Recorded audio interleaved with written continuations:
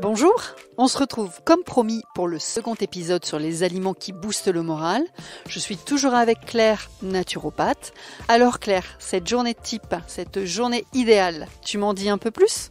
Oui, et d'ailleurs ça me permet de préciser quelque chose, c'est que il y a sur la journée effectivement s'assurer qu'il y a suffisamment d'apport dans tous ces micronutriments qui sont extrêmement importants, mais il y a aussi la dopamine, c'est le matin. La sérotonine, par exemple, on commence à la synthétiser plutôt vers 17-18 heures. C'est vraiment l'hormone qui va commencer à mettre le corps au repos, qui commence à dire « Oh là, on se calme ». Plutôt calme, ouais. Voilà, exactement. Elle commence à freiner, on va dire, l'organisme. Et d'ailleurs, c'est de la sérotonine qu'on fabrique aussi l'hormone du sommeil, qui est la mélatonine. Oui.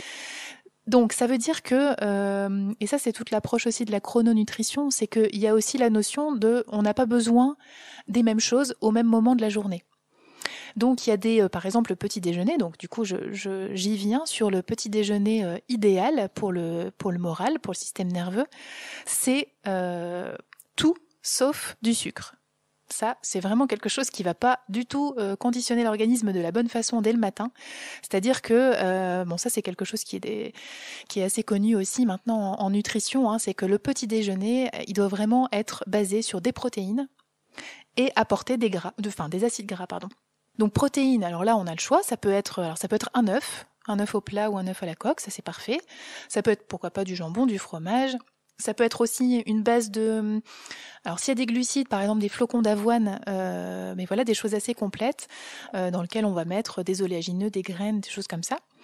Et puis en acides gras, alors s'il y a bien un moment pour manger du beurre, c'est le matin. Parce que le beurre, il a pas tout faux non plus, hein, même s'il est parfois un peu diabolisé. Mais voilà, du beurre cru sur un pain complet, il n'y a pas de problème. Ça peut être les fameuses huiles dont on parlait tout à l'heure. Et puis, les noix de ton agriculteur, par exemple. Ne parle pas de maquereau le matin. Alors, oui, dans l'absolu, ce serait parfait le maquereau. Mais effectivement, nous, les Japonais n'ont pas de mal à manger salé le matin et pas de mal à manger du poisson. Ou les pays nordiques, peut-être. Oui, peut-être aussi. Déjà, nous, il faut qu'on se déshabitue de notre baguette confiture, qui est clairement pas du tout, on va dire, dans cette logique-là. Hein. Donc déjà, si on est sur une base, de glucides très complexes, ça peut être de l'houmous, par exemple, les pois chiches, pourquoi pas, l'houmous. Il y a même des recettes qu'on peut trouver d'houmous en version sucrée, où on rajoute un peu de cacao, des choses comme ça, pour avoir quand même une base de légumineuses, mais qui n'a rien à voir avec la pâte à tartiner bien connue, qui globalement n'apporte pas grand-chose, quoi. Donc ça, c'est le matin. Donc on est vraiment sur un petit déjeuner protéiné. Alors le midi, par exemple, là, c'est peut-être le moment où on peut effectivement manger un poisson gras, comme tu disais, un maquereau ou une sardine, pourquoi pas. C'est pas une obligation, mais on peut tout à fait prendre une céréale complète avec ça, du riz semi-complet ou complet, du quinoa, ou quelque chose dans ce goût-là. Et puis, par exemple, le midi, on pourrait se faire une petite salade de légumes crus. Notamment pour la vitamine C par exemple. Alors c'est vrai qu'en hiver on a l'impression d'être un peu plus limité sur les légumes crus, mais on peut quand même en faire. Alors bien sûr les carottes, le céleri, dans notre région c'est la grande région des endives, donc endives, toutes les salades, etc. Ça peut être aussi la betterave qui est vraiment râpée crue. On n'est pas obligé de la faire cuire la betterave. Puis si on est sur une autre saison, ça peut être salade de poivrons, super riche en vitamine C par exemple. Mais se dire, ok, ce midi j'essaie de faire un légume cru par exemple. Alors dans l'après-midi, on peut tout à fait se faire une petite collation, grignotage, ça veut carré pas de dire... chocolat. Oui, exactement, ouais, tout à fait. Carré de chocolat, ça peut être ça, ça peut être justement une poignée d'amandes, une poignée de noix, et puis évidemment un fruit frais, c'est le parfait moment pour manger un fruit. Mais oui, effectivement. Je parlais du sucre pour le matin, mais s'il y a bien un moment dans la journée où on peut manger un aliment sucré, c'est justement vers 17h, parce que, petite parenthèse, cette fameuse sérotonine qu'on commence à fabriquer à ce moment-là, elle a besoin pour se fabriquer de sucre rapide. Alors bien sûr, pas n'importe quel sucre, mais voilà, un fruit frais, ça apporte ce qu'on appelle des sucres rapides. Donc c'est vraiment le bon moment pour se faire une petite collation de ce type-là. Et puis le soir... ça en général on le sait que le soir c'est quand même plutôt conseillé de manger léger.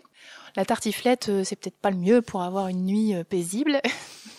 Donc voilà, là ça peut être en ce moment facilement des potages de légumes, hein. Et puis voilà, se dire une assiette végétale, hein, ça peut suffire. Donc on peut dans le potage par exemple rajouter un peu de lentilles corail pour épaissir le potage, et puis voilà, du coup ça fait un repas beaucoup plus complet. Mais voilà, se dire on est sur quelque chose d'assez léger. Il y a une chose qui m'interpelle, tu n'en as pas du tout parlé, ou quasiment pas, ou alors j'ai zappé, et je m'en excuse. Le laitage. Tu m'as pas parlé de... Je peux manger des yaourts là dans ta journée ou... Oui, alors Pas. les produits laitiers, pour le coup, alors ça mériterait d'en parler plus longuement, parce que c'est un sujet sur lequel il y a beaucoup de choses à dire. Disons que le matin, oui, je l'ai pas dit parce que ça m'est pas venu en exemple, mais oui, bien sûr, ça fait partie des aliments qui apportent des protéines. Donc ça pourrait être un laitage. Alors, on conseille plutôt les laitages à base de chèvre et de brebis, qui sont globalement plus digestes, on va dire. Moins acidifiants, c'est pas ça? C'est pas quelque chose comme ça? Alors, bon, tous les produits laitiers sont aussi, il y a effectivement une notion d'acidification, mais voilà, c'est globalement plus une histoire de digestibilité, on va dire. Mais oui, pourquoi pas. En fait, l'idée, et quand je disais fromage, ça peut être un fromage, un chèvre frais par exemple. Le matin, ça c'est vraiment l'idéal. Ça marche. Bon, écoute, merci beaucoup Claire. Il n'y a plus qu'à faire ton menu de la semaine. J'écoute, je vais démarrer là tout de suite, hein, j'y vais. Mais je vais commencer par le carré de chocolat si tu veux bien. Ah bah oui, d'ailleurs le chocolat, est-ce que tu veux qu'on en parle un peu plus en détail? Je pense qu'on va faire un podcast uniquement sur le chocolat et on fera un podcast uniquement sur les produits laitiers si tu veux. Bah oui, volontiers, parce que oui, le chocolat, il y a pas mal de choses à dire là-dessus. Mais comme tu dis, la seule chose à retenir en tout cas, enfin une des choses à retenir, c'est que quand on parle de chocolat, on parle de chocolat noir. Oui, bien sûr. Minimum 75% de cacao. Sinon, on est plutôt sur un aliment sucré et oui. Pas le chocolat qui se trouve dans le calendrier de l'Avent que tu ouvres là. Oui, ou d'une fameuse marque. Oui, c'est ça, c'est cette marque-là. C'est ça. Oui, j'ai bien compris. Non, là, on est, voilà, il n'y a pas énormément de cacao là-dedans, en tout cas pas assez pour que ça puisse être défendable d'un point de vue aliment qui booste le moral. Ça marche, Claire. Écoutez, vous allez pouvoir retrouver les coordonnées de Claire sur le descriptif du podcast, comme ça vous pourrez l'appeler et vous discuterez chocolat ensemble. Si vous avez aimé ce podcast, eh bien n'hésitez pas à le partager à vos amis, votre famille, sur vos réseaux. Vous pouvez aussi nous laisser un commentaire sympathique et des étoiles de préférence 5 sur Apple Podcast.